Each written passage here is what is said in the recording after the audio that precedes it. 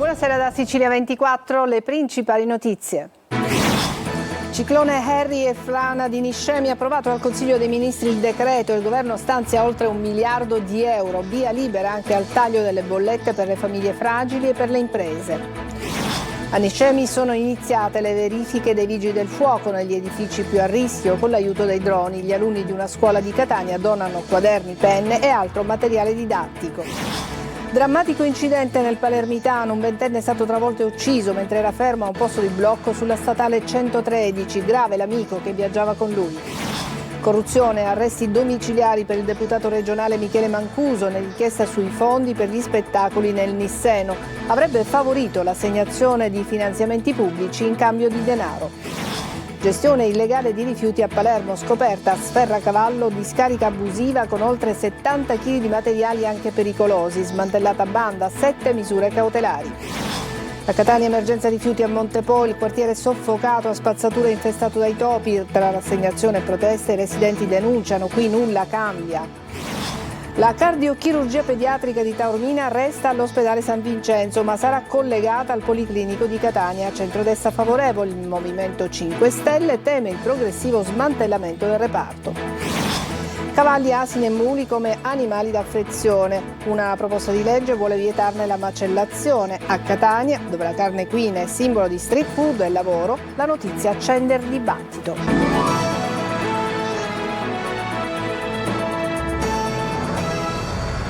Bentrovati, è arrivato il via libera dal Consiglio dei Ministri agli aiuti per le popolazioni colpite dal ciclone Harry e dalla frana di Niscemi. È stata confermata la sospensione dei tributi. Il governo mette in campo oltre 1 miliardo di euro per Sicilia, Calabria e Sardegna. Manlio Viola.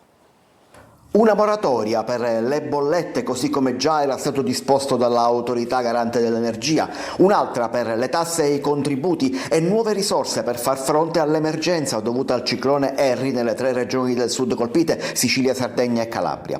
Un ulteriore decreto separato per l'emergenza legata alla frana di Niscemi, allo scopo di intervenire in prima analisi sul ripristino delle strade e a seguire per dare una casa agli sfollati e ristorare le imprese. Il Consiglio dei Ministri è tornato sull'emergenza con 2 decreti legge diversi. Le risorse messe complessivamente in campo valgono circa 1 miliardo di euro, ma comprendono anche i primi 100 milioni stanziati qualche settimana fa e una serie di interventi collaterali. Sono poi suddivise fra le varie regioni ed emergenze. Il ministro Santanchè annuncia in aggiunta 5 milioni di euro specificamente dedicati al settore del turismo, partendo da quello balneare duramente colpito dalle mareggiate.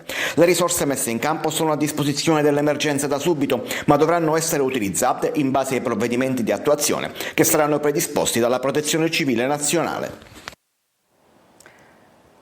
Soddisfatto il Presidente della Regione Renato Schifani che dice: lavoriamo in sinergia con lo Stato per dare risposte rapide, continueremo a fare la nostra parte, abbiamo già destinato 680 milioni di euro di risorse proprie per far fronte alle emergenze, per sostenere la ricostruzione. A Niscemi entra nel vivo la fase più delicata dell'emergenza frana. Da oggi i vigili del fuoco hanno iniziato ad entrare negli edifici più esposti mentre si lavora senza sosta per ripristinare le strade provinciali e garantire collegamenti sicuri con il paese. Gerry Italia.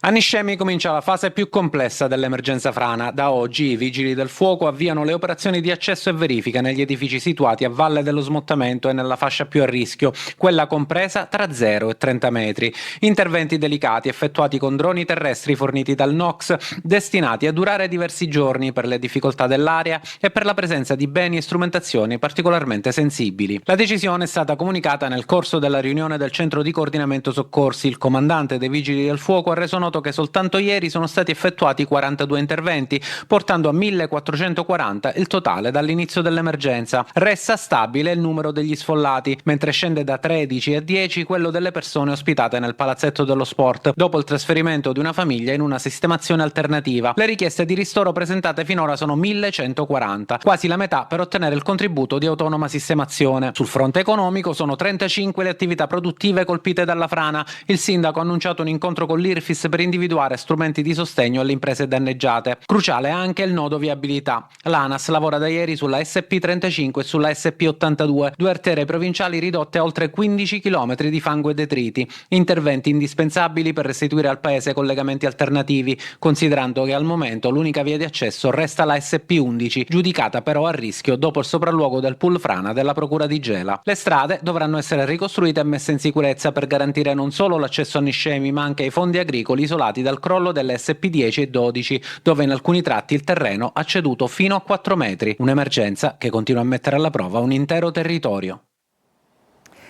Disegni, quaderni, penne e messaggi d'affetto da Catania a Niscemi, un carico speciale di solidarietà per gli alunni rimasti senza scuola dopo la frana. GR Italia. Sta scivolando giù la storia di Niscemi, ma resisteremo e ci rialzeremo. Scatoloni pieni di quaderni, matite, penne e materiale scolastico, ma soprattutto carichi di messaggi, disegni e biglietti colorati. È il dono che gli alunni dell'Istituto Comprensivo Rapisardi Alighieri di Catania hanno voluto inviare ai loro coetanei di Niscemi, colpiti duramente dalla frana che ha reso inagibili 3 plessi scolastici. Un gesto di solidarietà concreto, reso possibile anche grazie al supporto della Protezione Civile regionale, che ha messo a disposizione un furgone per il trasporto del materiale, un viaggio breve ma dal valore enorme per portare conforto e normalità tra i banchi provvisori dei piccoli studenti niscemesi. Ad attendere il carico la dirigente dell'Istituto Comprensivo Salerno di Niscemi, Licia Salerno, che ha accolto la collega catanese Katia Perna con un lungo abbraccio carico di emozione. Un momento intenso, condiviso anche dalle insegnanti che non sono riuscite a trattenere la commozione davanti ai messaggi scritti dai bambini. Riporteremo la gioia, la commozione, ma anche la fermezza che si vede negli occhi delle docenti, della dirigente, del personale che sta lavorando con grandissimo impegno per ricostruire la scuola, e si respira un'aria di normalità in una scuola che invece ha dovuto ricostruire da zero tutto quanto. La frana ha costretto decine di famiglie a lasciare le proprie case in fretta senza riuscire a recuperare zaini, libri e quaderni. Molti materiali sono rimasti bloccati nelle scuole chiuse. Da qui l'idea della raccolta solidale, coinvolgere insegnanti, alunni e genitori per restituire ai piccoli studenti ciò che avevano perso. Disegni e cartelloni serviranno anche ad abbellire le aule, ricreando ambienti familiari e accoglienti, un modo per ridare serenità ai bambini e farli sentire meno soli. Cosa vi lascia la visita di oggi invece? Ci lascia la nascita di un'amicizia intanto e questo è, diciamo, un aspetto bello in questa tragedia che ha colpito Niscemi, però dalle cose brutte qualcosa di bello nasce sempre. Grave incidente stradale a Campofelice di Roccella nel Palermitano, tamponato mentre è fermo a un posto di blocco. Muore Ignazio Cortese, il ventenne aveva partecipato al concorso per diventare carabinieri quando è stato investito, ironia della sorte, da un'auto guidata proprio da un carabiniere. L'impatto sulla statale 113, in serie condizioni anche l'amico che accompagnava il giovane. Sentiamo Marco Gullà. Erano appena stati fermati per un controllo stradale sulla statale 113 all'altezza di Buonfornello, in provincia di Palermo, quando un automobilista è arrivato a forte velocità e li ha tamponati, non lasciando scampo al conducente. E di un morto e 2 feriti il bilancio dell'incidente avvenuto stanotte intorno alle 3 in territorio di Campofelice di Roccella. A perdere la vita Ignazio Cortese, 20 anni, che guidava una Fiat Panda sulla quale viaggiava in compagnia di un amico, ora ricoverato in gravissime condizioni, con cui stava tornando da Collesano, dove aveva trascorso qualche ora per festeggiare il carnevale. È in questo tratto di qui, proprio all'altezza dello svincolo per l'autostrada, che si è verificato appunto ieri in tarda serata l'incidente mortale. Secondo una prima ricostruzione, Cortese stava percorrendo la statale in direzione Palermo quando una pattuglia dei carabinieri non lontano dallo svincolo autostradale di Buonfornello gli avrebbe intimato di fermarsi per un accertamento di routine. Mentre il giovane automobilista si trovava fermo in corsia d'emergenza, un'altra auto, una Mercedes guidata da un carabiniere fuori servizio, ha tamponato la Panda del ventenne che aveva appena consegnato i propri documenti. L'impatto è stato violentissimo. Sul posto sono intervenuti i sanitari del 118 che hanno provato a rianimare l'automobilista, ma per lui non c'è stato nulla da fare. Svolta nell'inchiesta sugli spettacoli che coinvolge la politica regionale. Agli arresti domiciliari finisce il deputato dell'Ars Michele Mancuso, esponente di Forza Italia. L'indagine riguarda i favori legati a fondi pubblici per eventi nel Nisseno. I dettagli nel servizio di Rita Cinardi.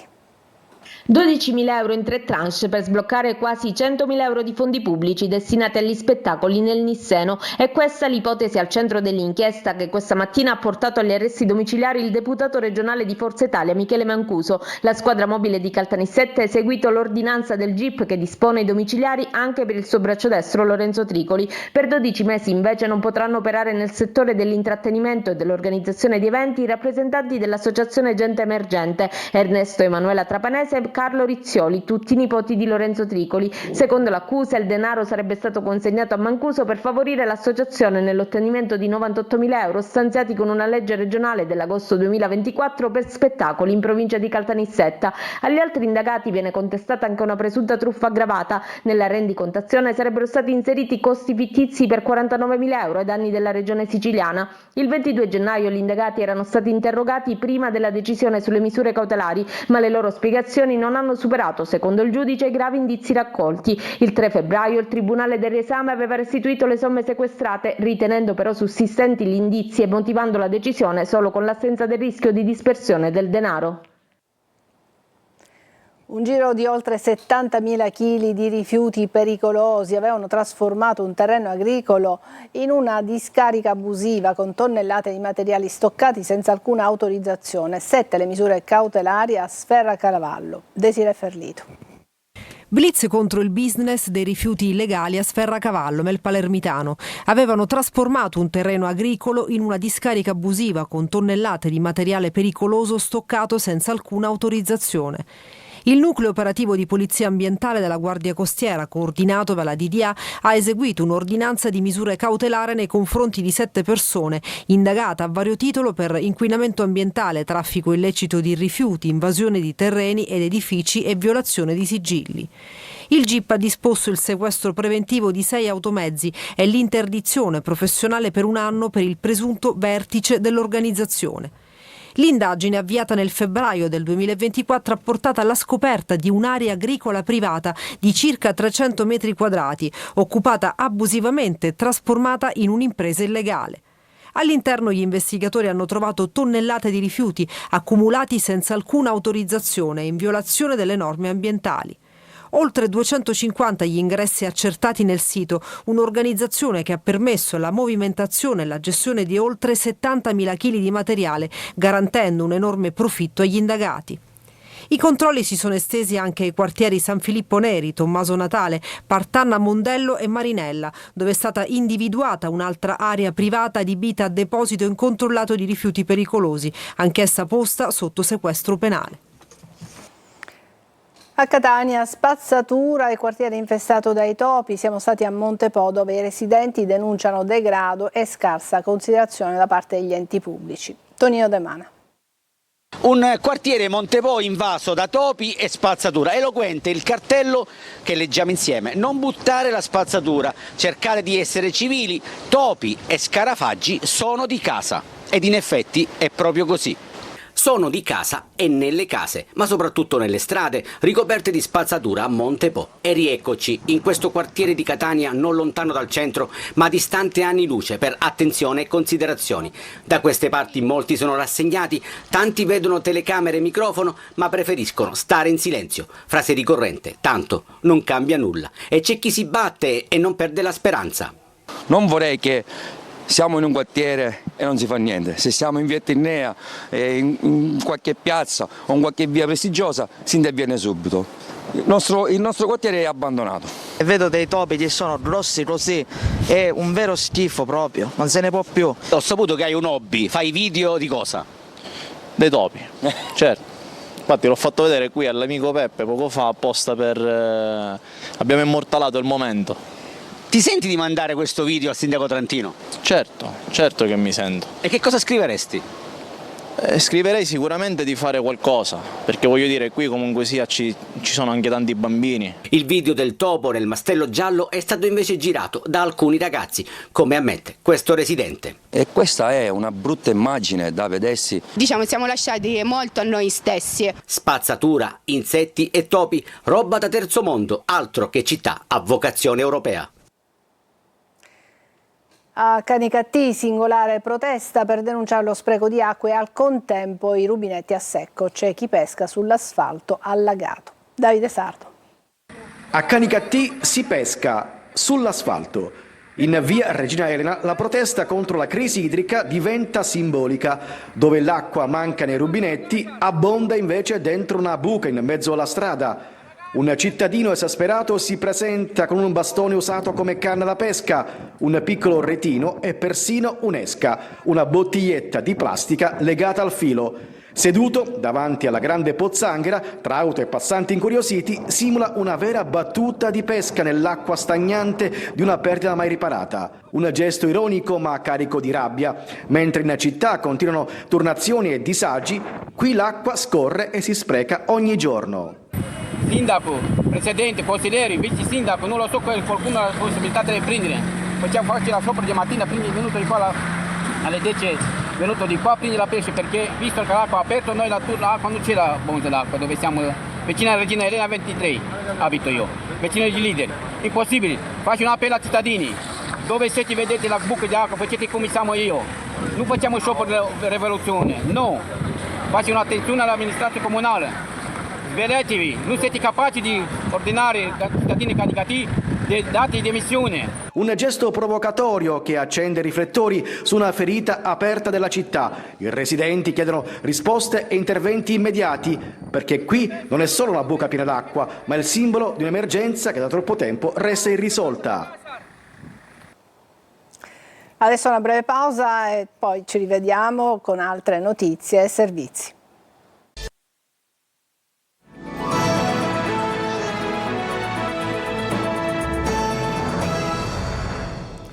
Il Tribunale di Palermo ha stabilito che la ONG Sea-Watch dovrà essere risarcita dallo Stato per oltre 76.000 euro per il fermo subito dalla nave Sea-Watch 3 nel giugno del 2019. L'episodio fa riferimento al caso legato all'allora comandante della nave Carola Rackete, che il 29 giugno di quell'anno forzò il blocco navale di Lampedusa per far sbarcare 42 migranti nell'isola.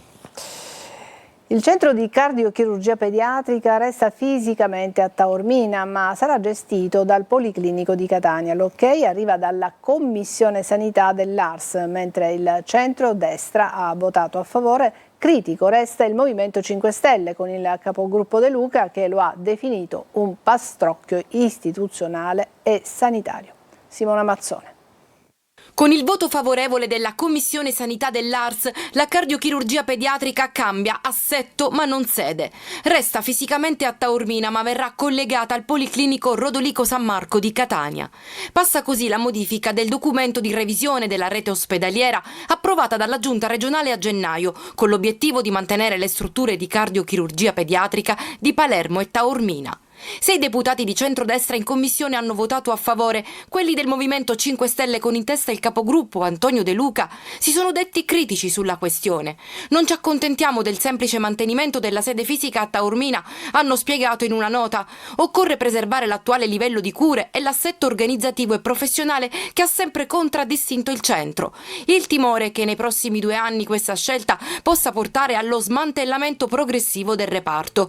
Per De Luca è stato partorito un vero e proprio pastrocchio istituzionale e sanitario. Per il presidente della Commissione Salute dell'ARS, il leghista Giuseppe Laccoto, si tratta invece di un passo decisivo per la stabilità della cardiochirurgia pediatrica in Sicilia, tanto che il centro di Taormina viene così inserito nella programmazione regionale. Acquisito il parere della 6ª Commissione dell'ARS, le integrazioni richieste dovranno essere trasmesse ai Ministeri della Salute e dell'Economia entro il prossimo 27 febbraio. Con l'accusa di lesioni e violenza sessuale nei confronti dell'ex compagna, un 37enne di Mazara del Vallo, sono stati chiesti 13 anni e mezzo di reclusione. Secondo l'accusa, l'uomo, che ha precedenti per lesioni e per droga, animato da ossessiva gelosia, avrebbe più volte maltrattato la sua ex compagna. Adesso ancora una pausa e poi ritorneremo insieme.